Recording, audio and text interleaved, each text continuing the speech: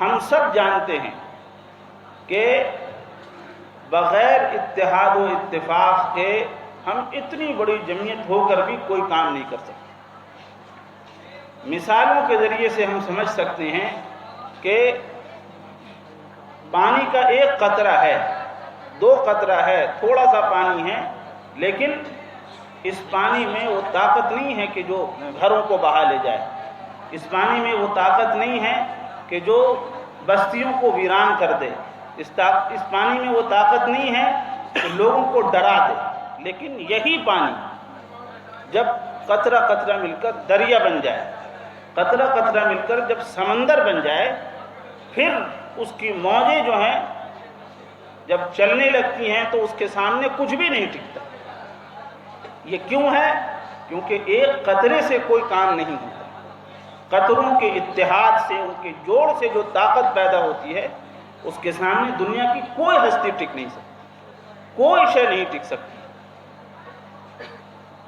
یہی مثال مسلمانوں کی۔ مسلمان اگر متحد ہیں، مسلمانوں کے دلوں میں آپس میں ایک دوسرے کا احترام ہے، آپس میں ایک دوسرے کا دکھ درد ہے، دوسرے کے غم کو اپنا غم سمجھنے کی صلاحیت ہے، نفاق سے بالا تر دل ہے اگر، تو مسلمان اپنے مسلمان بھائی کے لیے بھلائی میں، خیرخواہی میں، مدد میں، اس کی بہتری کے لیے سیسا پلائی ہوئی دیوار بن جاتا ہے۔ المؤمن للمؤمن کالبنیان یشد بعضہ بعضا۔ حدیث ہے اللہ کے رسول صلی اللہ علیہ وسلم کی، سچا مومن، مخلص مومن اپنے دوسرے مومن بھائی کے لیے اس مضبوط عمارت کی طرح ہے جس کی ایک دیواریں، جس کی ایک اینٹ دوسرے اینٹ کو مضبوطی عطا کرتی ہے۔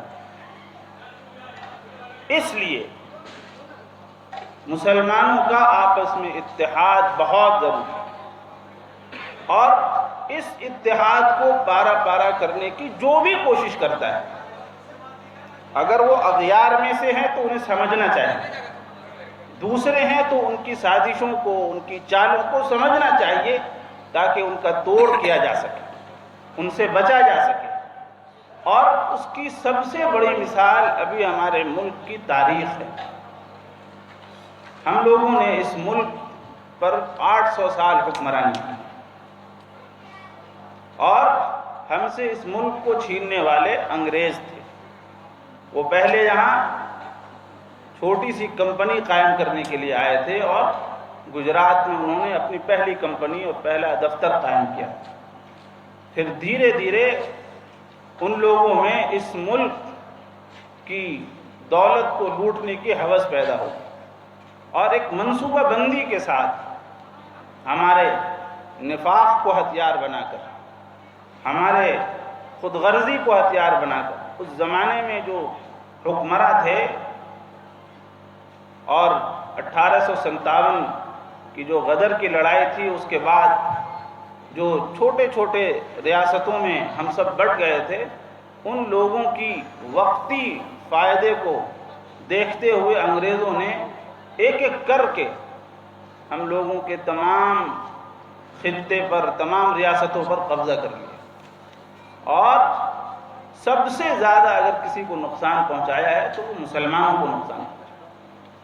حالانکہ 1857 کی لڑائی میں اس ملک کی دونوں قومیں شریک تھیں، ہندو بھی برابر کے شریک تھے، مسلمان بھی برابر کے شریک تھے، لیکن وہ لڑائی جب ناکام ہو گئی تو سب سے زیادہ اگر کسی کو ظلم سہنا پڑا تو وہ مسلمان تھے۔ چن چن کر مسلمان نام کے جو بھی جس علاقے کے لیڈر تھے، سب کو پکڑا گیا، اور کسی کو سولی دی گئی، کسی کو جلا دیا گیا، کسی کو سور کی کھالوں میں لپیٹ کر بھون دیا گیا، اور کسی کی گردن اڑا دی گئی۔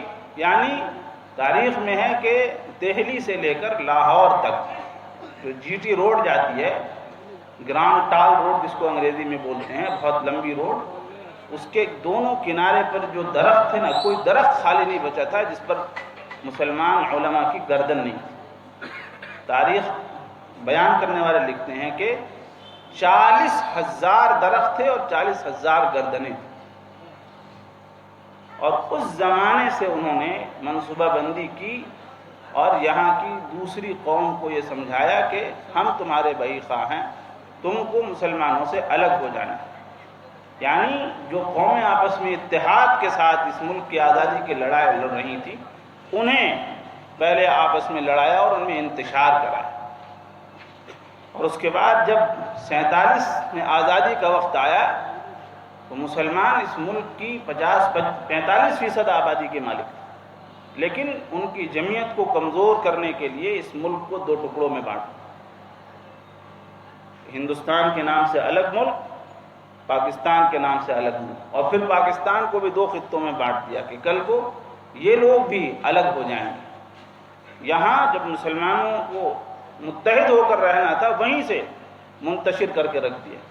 اور اب آپ دیکھ لیجئے کہ دنیا میں نہ تو ہندوستان کے مسلمانوں کی کوئی اہمیت ہے، نہ پاکستان کے مسلمانوں کی کوئی اہمیت ہے، نہ بنگلہ دیش کے مسلمانوں کی کوئی اہمیت۔ ہر جگہ صحیح اسلام پسند سچے مسلمان جو ہیں طعن و تشنیع کا نشانہ بنائے۔ اس کی واحد وجہ جو ہے وہ یہ ہے کہ ہم خود منتشر ہونا پسند کرتے ہیں۔ اتنا بڑا سبق ہے ہمارے لیے اور اتنا خطرناک نتیجہ آیا ہے آزادی کے بعد، بڑھ جانے کے بعد ہم لوگوں کے لیے، پھر بھی ہم جتنی چھوٹی تعداد میں یہاں بچے ہیں، ہم یہاں بھی آج اتحاد و اتفاق سے نہیں رہتے۔ ہمارے اندر بھی عصبیتیں، ہمارے اندر بھی رنگ و نسل کا، زبان و بیان کا، مسلک کا ایسا پہاڑ کھڑا ہے، ایسی دیواریں کھڑی ہیں کہ ہم آج بھی متحد ہیں۔ اور آپ جانتے ہیں اللہ کے رسول صلی اللہ علیہ وسلم نے رنگ و نسل کی بنیاد پر، زبان کی بنیاد پر جماعت کو منتشر کرنے والے کو جہنمی بتلایا ہے۔ دنیا کے اعتبار سے اس کی جو سزا ہے وہ سزا ہے، یہ نفاق ہے، دھوکہ ہے، جمعیت اور اجتماعیت کے شرازے کو منتشر کرنا ہے۔ لیکن اللہ کے رسول صلی اللہ علیہ وسلم نے سے ایک بار صحابہ نے پوچھا، مسند احمد کی روایت ہے کہ من دعا بدعوى الجاہلیہ فإنہ فی جساء جہنم، قالوا یا رسول اللہ وإن صام وصلی۔ اللہ کے رسول صلی اللہ علیہ وسلم نے فرمایا کہ جو کوئی تعصب کی بات کرتا ہے، جاہلیت کی پکار اور اس کی آواز بلند کرتا ہے، وہ جہنم کا ایندھن بننے جا رہا ہے، جہنمی ہے۔ صحابہ کرام نے عرض کیا، اللہ کے رسول اگرچہ وہ روزہ رکھتا ہو، نمازیں پڑھتا ہو؟ اللہ کے رسول صلی اللہ علیہ وسلم نے فرمایا بلی وَإِن صَامَ وَصَلَّ وَزَعَمَ أَنَّهُ مُسْلِمٌ، کیوں نہیں، بلکہ یقیناً اگرچہ وہ روزہ رکھتا ہو، اگرچہ وہ نماز پڑھتا ہو اور اس کا دعویٰ کرتا ہو کہ وہ مسلمان ہے، تب بھی وہ جہنمی ہے۔ آپس میں رنگ و نسل کی بنیاد پر، ذات پات کی بنیاد پر، قبائل کے اونچے اور نیچے ہونے کی بنیاد پر جو بھی اسلام کے اس شیرازے کو منتشر کرتا ہے اور اللہ اور اس کے رسول کے بتائے ہوئے طریقے کے برخلاف اپنی بات کو اونچا کرنا چاہتا ہے، وہ کبھی خیر خواہ نہیں ہو سکتا۔ نہ تو وہ اپنا خیر خواہ ہے، نہ وہ قوم کا خیر خواہ ہے، اور نہ اللہ تبارک و تعالیٰ کے سامنے اس کو کوئی کامیابی مل رہا ہے۔ میرے محترم بزرگ اور دوستو، اب اس گھن نے ہمیں بہت نقصان پہنچا۔ یہ وہ مرض ہے جس کا علاج ہم ہی کر سکتے ہیں۔